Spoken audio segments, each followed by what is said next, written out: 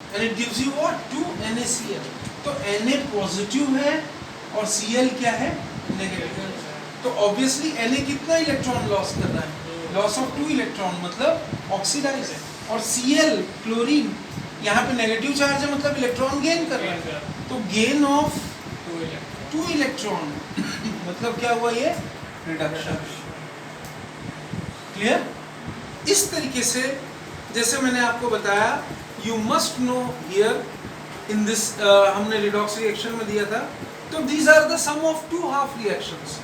2 अर्ध अभिक्रियाएं हिंदी में, या 2 हाफ रिएक्शंस यहाँ पे हो रहे हैं. कौन कौन सा हो रहा है? एक में ऑक्सीडेशन हो रहा है, तो इसको हम बोलेंगे ऑक्सीडेशन हाफ रिएक्शन. क्लियर? या ऑक्सीकरण अर्ध अभिक्रिया. तो this is known as oxidation half reaction, है ना? क्लियर? जिसमें क्या हो रहा है? Loss of electron. क्या हो रहा है जिसमें? लॉस ऑफ इलेक्ट्रॉन हो रहा है. और एक तरफ क्या हो रहा है? 2 इलेक्ट्रॉन गेन कर रहा है, इसीलिए Cl नेगेटिव है. तो इसको हम लोग क्या बोलेंगे? Oxidation half reaction. हाँ, reduction half reaction. It is known as reduction half reaction. Is this clear? Right? तो ये दोनों मिलाकर के आपस में क्या बन रहे हैं? Redox reaction. And we all know in a redox reaction, किसी भी रिडॉक्स अभिक्रिया में oxidation and reduction they both are complementary. अगर एक तरफ रिडक्शन हो रहा है तो एक तरफ ऑक्सीडेशन होगा ही होगा. ये चीज सबको याद रखनी है. To explain you people one very important topic, and that is that topic commonly called as, we are talking about what is an oxidant and what is a reductant. Clear? इसको हम लोग ऑक्सीकारक और अपचायक बोलते हैं हिंदी में. तो उसको अगर हम लोग मॉडर्न कंसेप्ट के टर्म्स पे समझें तो कैसे समझेंगे कि what is an oxidant and what is a reductant. तो आइए थोड़ा सा इसको भी एक बार देख लेते हैं कि एग्जैक्टली ऑक्सीडेंट क्या होता है और रिडक्टेंट क्या होता है, उसको भी थोड़ा सा समझने की कोशिश करते हैं. ठीक है? मैंने आपको बताया था कि ऑक्सीडेशन रिडक्शन या किसी भी रिडॉक्स रिएक्शन में, रिडॉक्स रिएक्शन का एक दूसरा नाम भी है. अक्सर हम लोग कंफ्यूज हो जाते हैं रिडॉक्स रिएक्शन में, बट रिडॉक्स रिएक्शन का एक दूसरा नाम भी है और उसको मैंने अभी अभी आपको बताया. It is known as electron transfer. क्या बताया मैंने?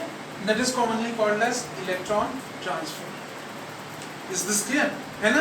मतलब electrons they are transferred from one reactant to the another. Electrons एक reactant से दूसरे में ट्रांसफर होते हैं. और याद रखिएगा, वो substance, वो पदार्थ जो इलेक्ट्रॉन लूज करता है, I repeat, that substance which loses electron, उसको हम बोलते हैं reducing agent. क्या बोलते हैं? हाँ. तो the substance which loses electron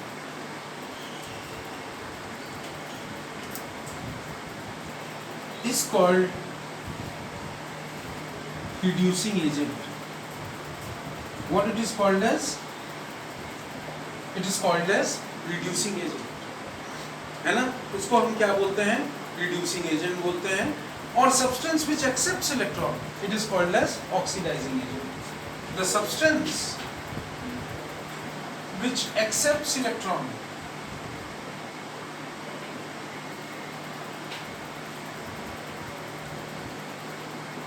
is called oxidizing agent.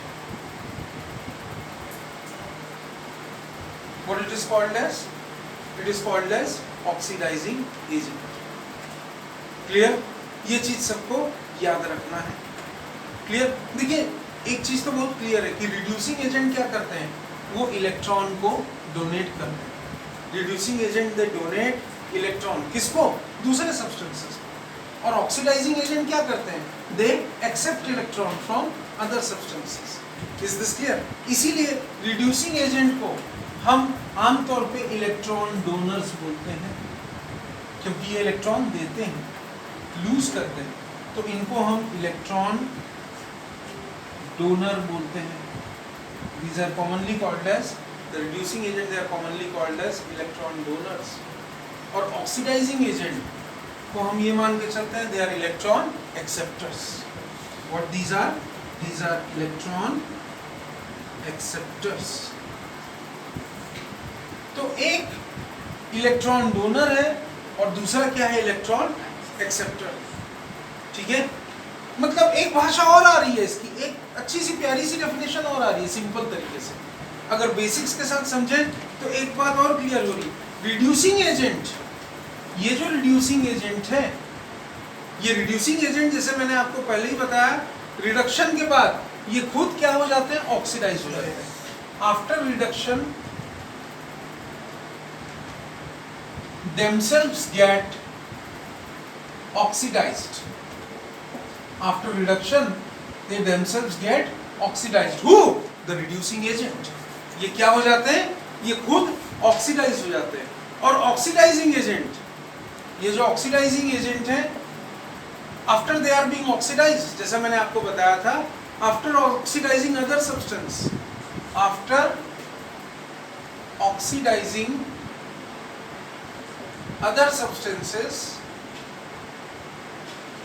ये खुद क्या हो जाते हैं, themselves get reduced. ये खुद क्या हो जाते हैं, तो ये एक माय डियर बहुत बड़ा डिफरेंस है. हम अक्सर, मैं अपने एक्सपीरियंस के बेसिस पे बता रहा हूँ कि हम अक्सर रिडॉक्स रिएक्शंस में, खास तौर पे जब हम रिडॉक्स रिएक्शंस को बैलेंसिंग करते हैं, अभी आप नेक्स्ट टाइम पे उसको सीखेंगे, तो हम मोस्टली क्या होते हैं कि ऑक्सीडाइजिंग एजेंट और रिड्यूसिंग एजेंट, इसमें और ऑक्सीडेशन और रिडक्शन, इसमें थोड़ा सा कंफ्यूज हो जाते हैं. बट ये जो टेक्निक्स मैंने आपको बताई है, इसके बेसिस पे आपको कंफ्यूजन नहीं होगा. आगे भी मैं reaction balancing, redox reaction balancing का मेरे पास में एक बड़ा सिंपल सा तरीका है, वो भी मैं आपको बताऊंगा. उसके बेसिस पे आप रिडॉक्स रिएक्शन के मैक्सिमम रिएक्शंस, कैसे भी रिएक्शंस हो, उसको आप परफॉर्म कर पाओगे. और सिर्फ इसके लिए मुझको कम से कम समझ लीजिए 2 दिन की 4-4 घंटे की क्लास चाहिए, 3 से 4 घंटे क्लास, उसमें इसको मैं आपको कवर कर दूँगा. Okay, thank you. अभी नहीं, this reaction hydrogen sulphide H2S plus 2 FeCl3 gives off 2 FeCl2 plus 2 HCl plus S. Clear? Now in this reaction you can see hydrogen sulfide, जैसे मैं आपको बता रहा हूँ, hydrogen sulfide has been oxidized to sulfur. Hydrogen sulfide has been oxidized to sulfur. Why? Why it is oxidized? There is removal of hydrogen. So this is actually what you call as oxidized. And what has it, why it is happening? Hydrogen यहाँ से remove हो गया. तो removal of hydrogen is actually oxidation. There is removal of hydrogen. वैसे ही you can see 2 FeCl3, ये reduce हो गया किसमें? 2 FeCl2 में. किसमें reduce हो गया ये? 2 FeCl2 में. तो what is happening here is reduction. What is happening here is what you rightly call as reduction. Is this clear? Right? यहाँ पे एक और चीज है, चलिए एक छोटा सा फैक्टर देख लेते हैं. एक छोटा सा factor, in this reaction H2S is a reducing agent and FeCl3 is acting as an oxidizing agent. ठीक है, दोनों में क्या हो रहा है? H2S ने FeCl3 को, ध्यान से सुनना, H2S ने FeCl3 को क्या कर दिया? रिड्यूस कर दिया किसमें? FeCl2. कौन किया? H2S. और खुद क्या हो गया बेचारा? ऑक्सीडाइज होकर के सल्फर बन गया. यहाँ पे H2S था पर यहाँ पे क्या बन गया? सल्फर बन गया. सिंपल. ठीक है ना? और वैसे ही while on the other hand, जैसे मैंने आपको बताया, FeCl3, ये जो FeCl3 है, ये हाइड्रोजन सल्फाइड को ऑक्सीडाइज करके किसमें कन्वर्ट कर दिया? सल्फर.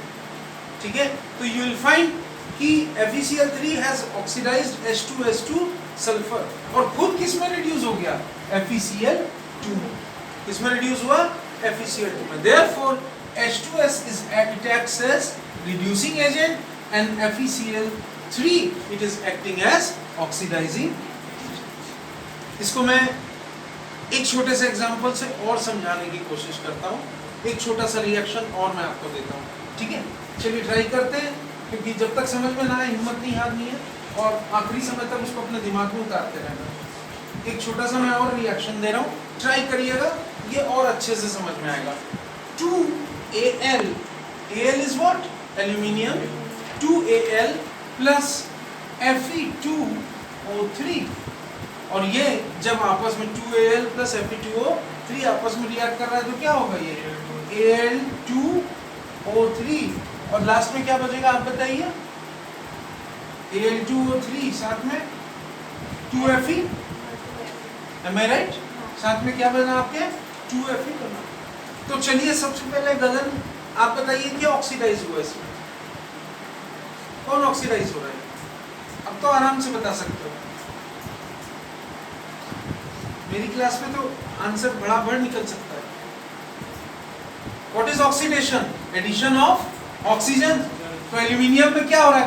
कहाँ ऑक्सीजन जुड़ गया? तो क्या हुआ? ये aluminium has been oxidized into Al2O3, है ना? इसको भूलना है, इसको याद रखना है, भूलना नहीं है। तो this is oxidized, this is oxidized, aluminium oxidize होकर के क्या बन गया? Al2O3, और Fe2O3 है ना, रिमूवल ऑफ ऑक्सीजन, क्या हो गया बताओ? हाँ, कहाँ जाएगा बताओ? चलो, हाँ, इट विल कम इनटू, ठीक है, ऑक्सीजन रिमूव हो गया। तो यहाँ पे ये क्या हुआ? रिडक्शन, ठीक है। अब आप बता सकते हैं कौन ऑक्सीडाइजिंग एजेंट है? कौन है ऑक्सीडाइजिंग एजेंट? Fe2O3 क्यों ऑक्सीडाइजिंग एजेंट है? यस, खुद रिड्यूस हो गया, और क्या किया उसने? ठीक है, राइट। तो यहाँ पे एल्यूमिनियम Fe2O3 को किस में कन्वर्ट कर दिया? उसने उसको Fe में कन्वर्ट कर दिया। So that is why it is acting as oxidizing agent. और उसका उल्टा conversely what you can find is, conversely अगर आप देखेंगे, ये जो Fe2O3 है, क्या है ये आपका? Fe2O3 है, इसने एल्यूमिनियम को ऑक्सीडाइज कर दिया, और ऑक्सीडाइज करके एल्यूमिनियम को क्या बना दिया? इसने एल्यूमिनियम को ऑक्सीडाइज करके Al2O3 बना दिया। तो ये क्या हुआ बेटा? ये हुआ रिड्यूसिंग एजेंट। क्या हुआ ये? ठीक है, इसको हम कल की क्लास में और प्रैक्टिस करेंगे, और जब तक परफेक्शन ना आए तब तक प्रैक्टिस करते रहेंगे, ठीक है। नीट और जेई आपकी इसी चीज को देखता है कि आपने सीखा कितना, और अलग अलग एंगल से आपको टेस्ट करने की कोशिश करता है। तो खाली समझना नहीं है, इसके साथ MCQ की प्रैक्टिस, और थोड़ा सा खुद से भी पढ़ना, और अपने अंदर कॉन्फिडेंस है, ठीक है। मैं रिडॉक्स रिएक्शन के बारे में अपने नेक्स्ट लेक्चर में आपको और बहुत सारी ट्रिक्स बताऊंगा, जिससे आप रिएक्शंस को बैलेंस कर सकें। Thank you.